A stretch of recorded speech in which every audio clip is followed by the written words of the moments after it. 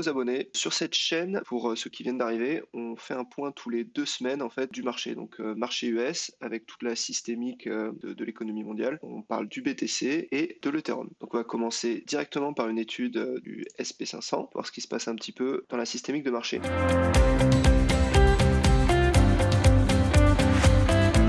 Donc par rapport au SP500 et ce qu'on avait dit sur la dernière vidéo, donc on a atteint cette fameuse target dont on parle depuis déjà plusieurs mois. Donc cette target, c'est contact du haut de la tendance de fond depuis 2013 du SP500. Donc le haut de cette tendance, on vient de taper l'écart type haussier et on a tapé aussi le bas pour le coup de la tendance qui était un peu plus agressive, la tendance qui date du crash Covid de mars 2020. Donc le prix depuis mars 2020 évoluait dans un canal de régression. On en est sorti. On a contracté un petit peu au-dessus de ce biseau, en dessous, pardon. On a décroché et puis on est venu quand même tester le haut de la tendance de fin 2013 qu'on n'avait pas atteint depuis très longtemps. Donc ça a déclenché un gros signal vendeur. Il faut savoir que durant cette période, il y a eu aussi un meeting de Jérôme Powell, donc le président de la Fed, qui a annoncé, comme d'habitude, l'augmentation des taux d'intérêt, une date, mais ça c'est pas grave, parce que tout ça on le sait depuis juin, on en parle sur cette chaîne depuis juin, donc il n'y a pas de surprise. Les dates elles varient, parfois plus tard, parfois plus tôt dans le temps, etc. Mais là par contre, ce qui a un petit peu inquiété les investisseurs, c'est le pas des taux d'intérêt. Donc il va y avoir un higher hikes de taux d'intérêt, vont être plus élevés que ce qui avait été prévu. Donc ça un petit peu inquiété les investisseurs. Il y a eu des ventes dans cette zone. Néanmoins, si on regarde de près, on est quand même depuis début novembre dans une sorte de range, ce qui fait que là, on va étudier quand même tous les stocks au cas par cas, quoi. C'est-à-dire que tout ce qui est très volatile, avec des gros risques, mais un gros retour sur investissement, comme les stocks sur les technologies un petit peu nouvelles, hein, tout ça, on va plutôt prendre des profits quand même. C'est ce qui s'est passé d'ailleurs au contact de cette zone. Quoi d'autre? Bon, le plan sur le dollar américain, on a visé juste, hein, il continue de s'apprécier. D'ailleurs, point intéressant pour les cryptos, c'est qu'on a vu énormément de capitaux re-rentrer dans les cryptos, mais en stablecoin, en dollars US. En fait, ce qui s'est passé, c'est que des investisseurs, au lieu d'acheter du dollar, ils ont acheté du dollar digital qu'ils ont positionné en landing. Ils ont une double traction. Ils ont à la fois la traction de l'appréciation du dollar, plus le rendement qui est plus élevé sur les cryptos grâce au landing. L'inflation continue d'augmenter, donc le CPI, qui est l'indice des prix à la consommation, continue d'évoluer. Quoi d'autre? Fait intéressant quand même. Bon là, on pas zoomé malheureusement, mais en bleu, si vous voulez, c'est le 10 years Treasury Bond, Yale Bond.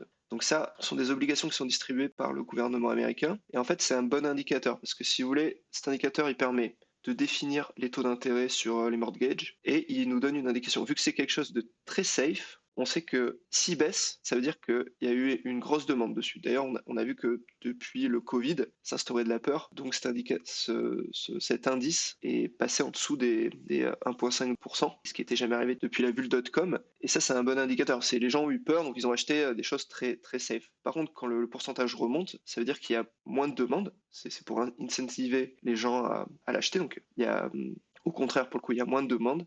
Ce qui veut dire que les gens retournent un petit peu vers le marché à risque où il y a plus de retour sur investissement à gagner. Donc c'est pour ça il a augmenté là depuis fin 2021, il est passé de 1,4 à 2, autour de 2. Donc il augmente, ça peut être une première indication. Autre indication, le VIX, qui est l'indicateur de la volatilité, il a atteint un pic. Donc ces deux indications peuvent quand même nous donner des premiers signaux de bottom sur le SP500. Néanmoins, on reste sur ce phénomène de range. Là, on est plutôt presque en bas du range. Donc on va voir comment ça se play out.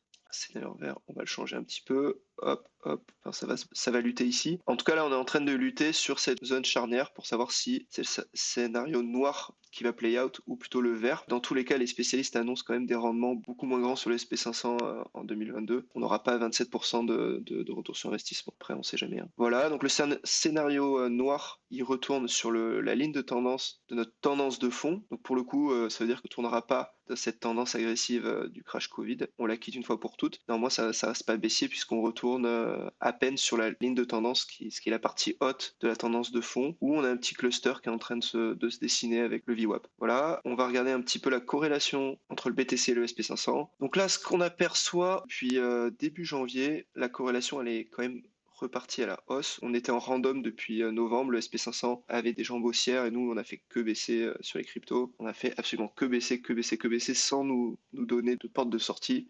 Aujourd'hui, on a retrouvé une corrélation qui est nette, qui est très propre. Vous voyez, les graphes sont quasiment identiques. Les indicateurs de corrélation valident cette interprétation graphique. Ça me rassure un petit peu que, pour le coup, parce que le SP500 est quand même en meilleure forme que les cryptos, je préfère être corrélé à celui-ci durant une période d'incertitude. Voilà, maintenant on va passer sur le BTC.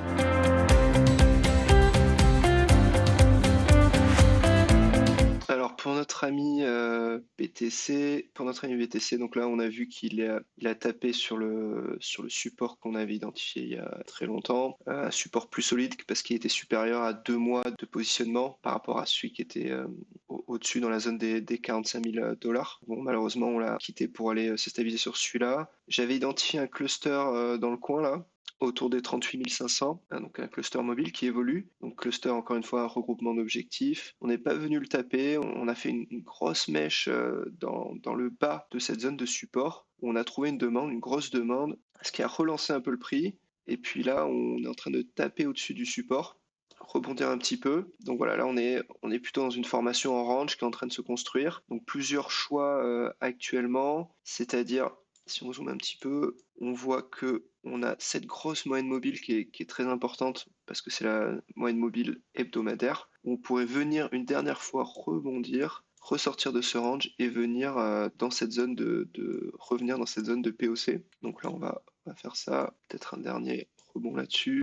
Hop, on retape une dernière fois là-dessus, on fait pas de plus haut. Un triangle en fait qui se construit, formation de bottom avec un gros W, et puis on vient repartir dans cette zone de POC qui en plus, je crois, est notre zone d'échange depuis cet été, et c'est aussi notre zone d'échange en ce moment depuis toute la baisse de novembre. Cette grosse zone là, donc ça c'est quand même pour le scénario haussier de rebond. Si la demande a été suffisante, on viendrait retaper cette zone assez rapidement. Parce que là, c'est la zone donc, où il y a eu le plus d'échanges entre les acheteurs et les vendeurs de toute notre baisse depuis novembre et surtout ce qui s'est passé depuis cet été. Donc c'est une zone de contest. Voilà, si jamais ça se passe pas comme prévu, malheureusement, on voit qu'on a notre dispersion journalière baissière qu'on n'a pas cassée. Encore la baisse qui continue de baisser. Je pense qu'elle va continuer de baisser dans la zone des 50-50 du dernier bottom du 22 juillet, je crois. Et je pense que là, malheureusement, cette dispersion statistique max est en train d'atteindre cette zone de risk-reward de 1 qui pourrait entraîner le prix dans ce scénario baissier. Attends, je vais vous le dessiner. C'est où? Hop. Donc là, on viendrait 5 vagues à peu près. Hop. Hop. Pour après, peut-être repartir ici. Donc ça serait la continuation baissière dans laquelle on est, qui ne s'arrête pas. Malheureusement, voilà, je vous ai dit qu'il y avait des signaux quand même intéressants sur le SP500 et qu'en ce moment, on est corrélé au SP500. Donc j'espère que le SP500 va nous retirer vers le haut. Autre indication, c'est qu'on a le nombre de shorts depuis qu'on a atteint ce support qui augmente. Donc les shorts augmentent, c'est un edge de position spot qui ont été prises à l'achat pour le coup. Et ils se hedge avec des shorts qui font que augmenter de façon linéaire. Malheureusement, j'ai essayé de le comparer avec l'arrivée des stablecoins sur les cryptos, mais c'est biaisé parce que je vous ai dit tout à l'heure, vu que le dollar s'apprécie, il y a beaucoup de stablecoins qui arrivent sur les cryptos, mais qui se positionnent en landing. Donc là, c'est pour avoir du rendement lié au prêt et à la fois à l'appréciation du dollar, pas pour être investi, en tout cas pas directement maintenant sur le marché spot. Donc compliqué pour l'instant d'identifier le biais de ce qui ne l'est pas. Voilà, ça sera tout pour le BTC, on va passer sur l'Ethereum.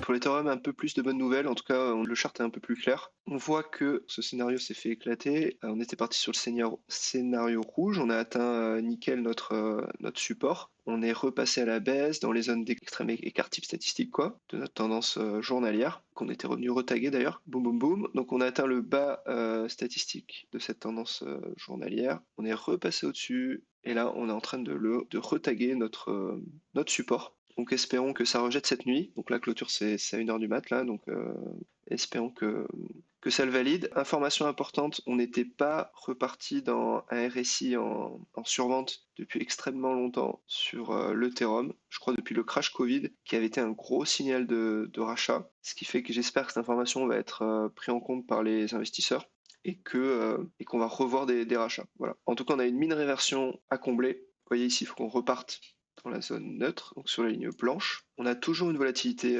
faible. Donc la volatilité, c'est quand ça va de tous les côtés, hein. Là, ce qu'on voit, il y a la volatilité aujourd'hui, elle est présente sur le SP500, elle n'est pas très présente sur les crypto-monnaies. Faut pas confondre. Il y a beaucoup d'influenceurs qui vont vous parler de volatilité cause la baisse des prix. Ça les arrange bien, quoi. En gros, quand ça part dans un sens, c'est de la volatilité, et quand ça part de l'autre, ben, tout va bien, quoi. Le prix, il fait ce qu'on a envie. Non, non, là, on est dans une correction. On est en train d'essayer de construire un bottom et de rebondir pour faire de nouveau plus haut. Donc c'est pas la volatilité. C'est, comme je vous l'expliquais avant, il y a une fuite de capitaux quand même des marchés risqués vers les moins risqués. Donc voilà. Donc le RSI c'est important. Volatilité, on est toujours au plus bas. Ce qu'on va surveiller ce soir et cette semaine en tout cas, c'est de rester au-dessus de ce niveau. Bon, tant qu'on reste malheureusement une target plus basse, ça serait de venir taper le bas là aussi le bas statistique qui est autour des 2845 dollars. Bon, si on atteint cette zone, rien n'est encore catastrophique. Non, moi c'est une possibilité statistique. Là, ce que je veux, c'est, voilà, on a tenté, on a trouvé de la demande, on a rejeté, on tient dans la zone haute du POC, donc du point of control, la zone où il y a le plus d'échanges. On s'extrait, donc je sais pas comment ça va se play out ici, mais on s'extrait et on repart, hop, en 2 fois dans la direction de notre moyenne de prix. On repart là-dedans. C'est ce scénario que j'espère, que je privilégie aussi vu qu'on a atteint un RSI en survente. Voilà, donc ce sera tout pour le TH.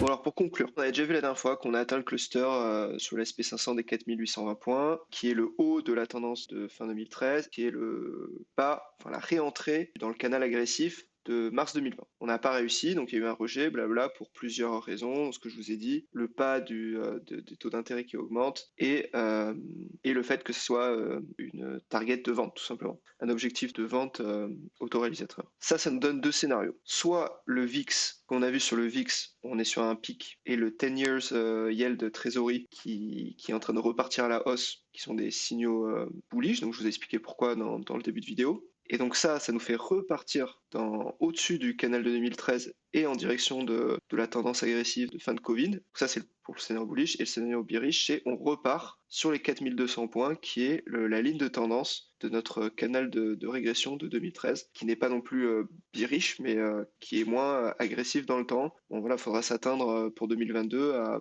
pas du 27% de retour sur investissement sur le SPI, quoi, hein, plus du 5-6%. Par contre, bonne nouvelle, on a quand même un retour de la corrélation positive entre le BTC et le SPI, ce qui me rassure un peu parce que depuis qu'on avait cassé cette corrélation positive, ben, le marché des cryptos faisait que baisser. Donc j'espère que ça va être un signe positif. Pour le marché des cryptos, le BTC doit rebondir sur son support sur lequel il se trouve, donc le haut de son support. Là, j'ai visé très bullish, c'est-à-dire s'il casse les 42K dollars, il va retourner très rapidement au 45-46, qui est la zone où il y a eu le plus d'échanges depuis cet été. On va retourner rapidement là. Si c'est pas le cas, attention, on peut aller très vite aux 38 000 dollars. Pour le TH, il est en train de rebondir actuellement sur son point de contrôle, donc au-dessus de sa zone d'échange, ce qui reste un bon signe. C'est-à-dire qu'il a lui aussi trouvé peut-être sa zone de demande. Et là, par contre, si ça play out dans le mauvais sens, là aussi, il faudra s'attendre à 2834. Enfin, j'ai mis une target aussi précise, mais 2830 dollars. Donc en fonction de ces targets, s'il vous plaît, assurez votre risque